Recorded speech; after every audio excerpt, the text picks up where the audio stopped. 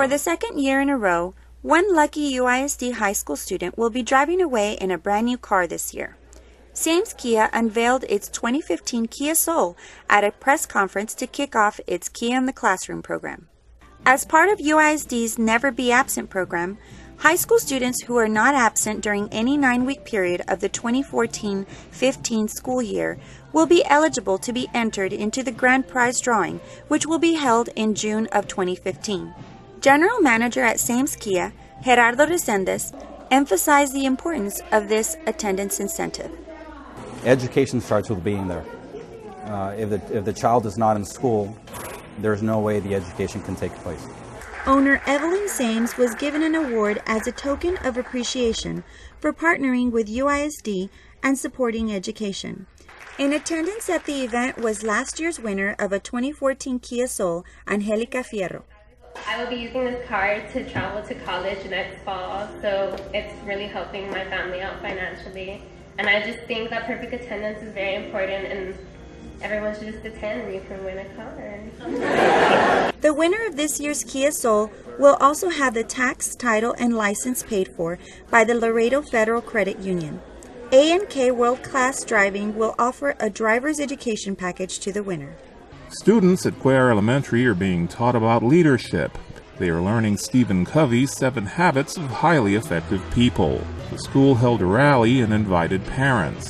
The rally featured games and activities related to the 7 habits.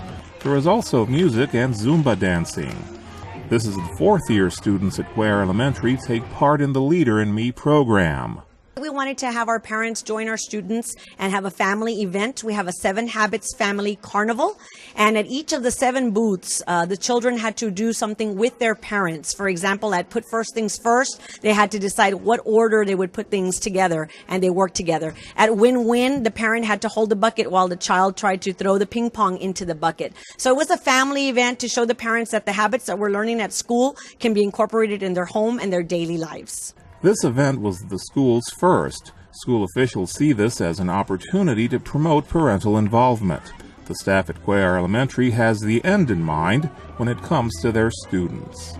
The biggest goal that we have this school year is for our students to think about going to college and to plan ahead, begin with the end in mind, and to know that they can achieve their goals of going to college. Stephen Covey's 7 habits are: be proactive, begin with the end in mind, put first things first, think win-win, seek first to understand, then to be understood, synergize, and sharpen the saw. There's something new in front of George Washington Middle School. The school recently installed a new sign in front of the campus. At a brief ceremony, the Washington Middle School Glee Club made its debut. The ceremony was held to thank the man responsible for the new sign. The school gives a lot of credit for the new sign to UISD board member Juan Roberto Ramirez. Recognized our UISD board member, Mr. Juan Roberto Ramirez, for all the support that he gives George Washington Middle constantly, consistently over the years. The school thanked Ramirez for allocating funding to make the purchase of the new sign possible.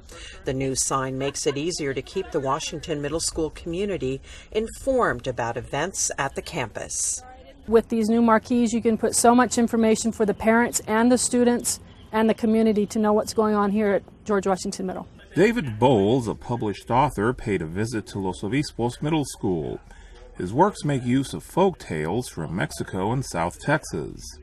Ever since I was a little kid, I've had the fascination for the folklore of the Rio Grande Valley. It comes from my grandmother, Marie Garza, who would regale us with scary stories of local legends and myths and so forth from Mexico and from the Rio Grande Valley.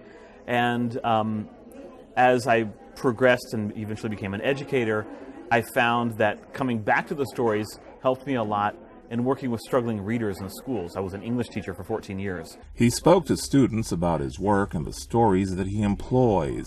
His works include Mexican Bestiary, Strange Texas Tales That Never Die, and Creature Feature, a collection of folk tales from the Rio Grande Valley.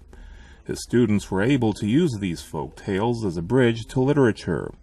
In order to teach literary elements, Bowles rewrote many of these folk tales as short stories. Coming to grips with the fact that we have a rich cultural heritage a literature, an oral literature that is valuable, that binds us together as a community, that can be mined for literature, just the same way that a lot of modern fantasy and science fiction mines the Greek and Roman and Egyptian mythology. Understanding that gives validation to students and makes them realize that their language, the language of their family, their stories, their culture, and so forth, is not just something.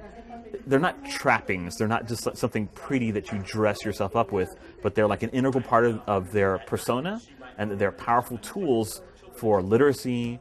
Bowles says these types of stories have a way of allowing South Texans to have something in common. These types of traditional folk tales offer validation for young Hispanic students. I think it pulls the lid off of history for them and lets them see that they're part of a much larger community that has roots in the distant past.